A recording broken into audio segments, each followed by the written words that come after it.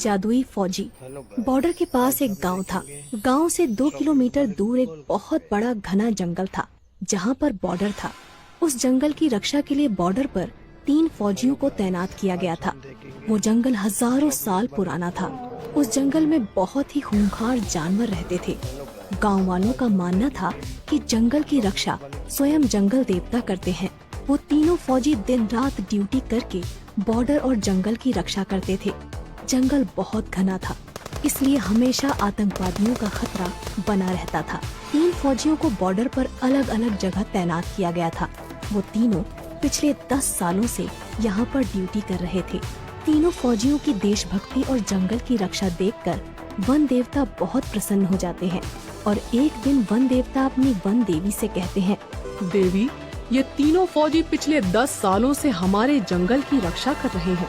मैं इनकी कर्तव्य निष्ठा देखकर बहुत प्रसन्न हूँ और उन्हें कुछ वरदान देना चाहता हूँ। तब वन देवी कहती हैं, हे नाथ, आप बिल्कुल सही कह रहे हैं। तीनों फौजियों को वरदान जरूर मिलना चाहिए। वन देवता कहते हैं, तो फिर ठीक है देवी, मैं आज ही उन तीनों फौजियों से उनकी इच्छा पूछता हूँ और उन्हें इच्छा अनुसार वरदान देता हूँ। इतना कहकर वन देवता वहाँ से गायब हो जाते हैं और पहले वाले फौजी के पास पहुँच जाते हैं।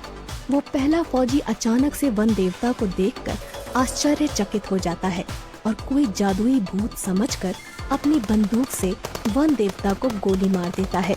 लेकिन उसकी गोली से वन देवता को कुछ नहीं होता और वन देवता कहते हैं, रुको फौजी, मैं वन देवता हूँ। फौजी डरते हुए कहता है, प्रणाम देवता, मैंने आपको पहचाना नहीं, मुझे माफ कर दीजिए। तब वन देवता कहते हैं, कोई बात नहीं फौजी, तुम पिछले 10 सालों से लगातार इस जंगल की रक्षा कर रहे हो। मैं तुम्हारी कर्तव्य निष्ठा से बहुत प्रसन्न हूँ और तुम्हें एक वरदान देना चाहता हूँ। इतना सुनकर वो फौजी बहुत प्रसन्न होता है, लेकिन फिर वो सोच में पड़ जाता है कि वन देवता से क्या वरदान मांगूं।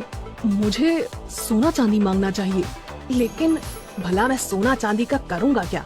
वैसे भी मेरी उम्र रिटायरमेंट होने को है। तब वन देवता कहते हैं, क्या सोच रहे हो फौजी? तुम जो भी वरदान मांगोगे मैं तुम्हारी इच्छा अवश्य पूरी करूँगा। तब वो फौजी कहता है, वन देवता, मैं सोच रहा हूँ क्या वरदान मांगू।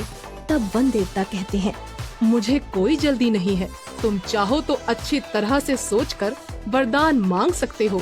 तब तक के लिए मैं चलता हूँ। इतना कहकर वन देवता अंतर ध्यान हो जाते हैं। वन देवता के जाते ही वो फौजी लगातार सोच में पड़ जाता है कि उसे क्या वरदान मांगना चाहिए।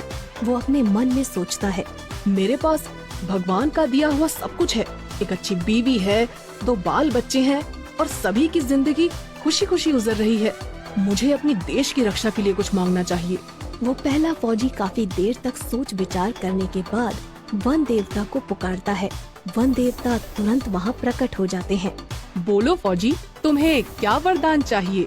तब वो फौजी कहता है, वन देवता जी, मेरे पास सब कुछ है, लेकिन आप मुझे एक जादुई बंदूक प्रदान करें।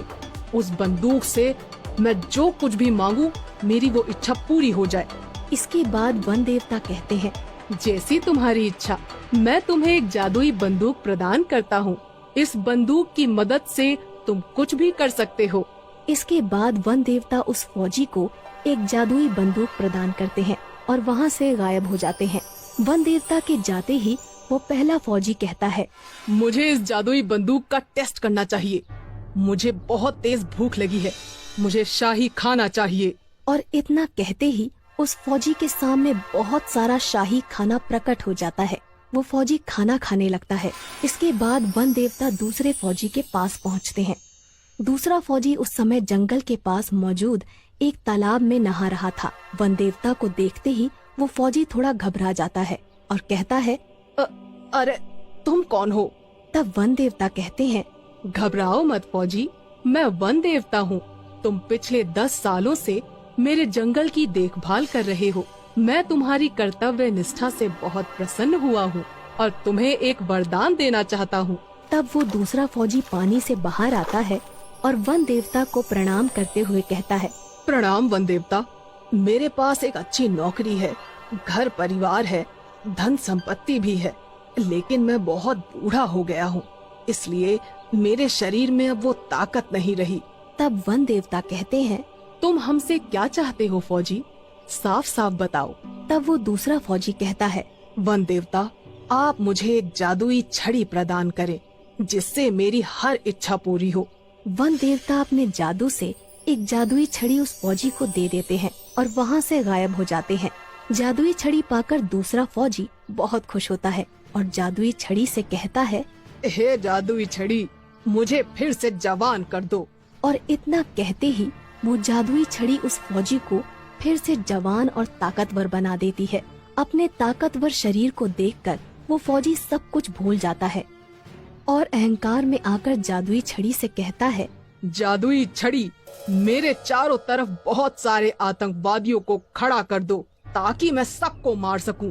इतना कहते ही उस फौजी के चारों तरफ बहुत सारे आतंकवादी प्रकट हो जाते हैं। फौजी अपनी बंदूक से एक आतंकवादी को गोली मार देता है, लेकिन इससे पहले कि वो फौजी सारे आतंकवादियों को गोली मारता, सभी आतंकवादी मिलकर उस फौजी पर गोलियां चलाने लगते हैं और उस फौजी की मौत हो जाती है। इसके बाद वन देवता तीसरे फौजी के पास पहुंच जाते हैं। इस समय तीसरा फौजी सो रहा था क्योंकि वो रात भर बॉर्डर पर ड्यूटी करता था। वन देवता उस तीसरे फौजी के सपने में आते हैं और कहते हैं, उठो फौजी, कुछ लोग जंगल में पेड़ काट रहे हैं, जाओ और जाकर उनको रोको। इतना सुनते ही वो तीसरा फौजी अचानक नींद से जाग जाता है, लेकिन उसे अपने आसपास कोई नहीं दिखाई देता। वो कहता है, कहीं मेरा सपना सच तो नहीं था, मुझे जंगल में जाकर देखना चाहिए। वो फौजी तुरंत अपनी बंदूक उठाकर अपने इलाके में छानबीन करने के लिए जंगल में निकल पड़ता है। तभी उसे सामने दो लोग पेड़ काटते हुए दिखाई देते हैं। फौजी चिल्लाकर कहता है, कौन हो तुम लोग और इस जंगल में आने की हिम्मत कैसे हुई? फौजी दौड़कर उन दोनों को पकड़ लेता है और कहता है, अगर आज के बाद तुम लोग इस जंगल में दिखाई दिए तो मैं तुम्हें पुलिस के हवाले कर दूंगा।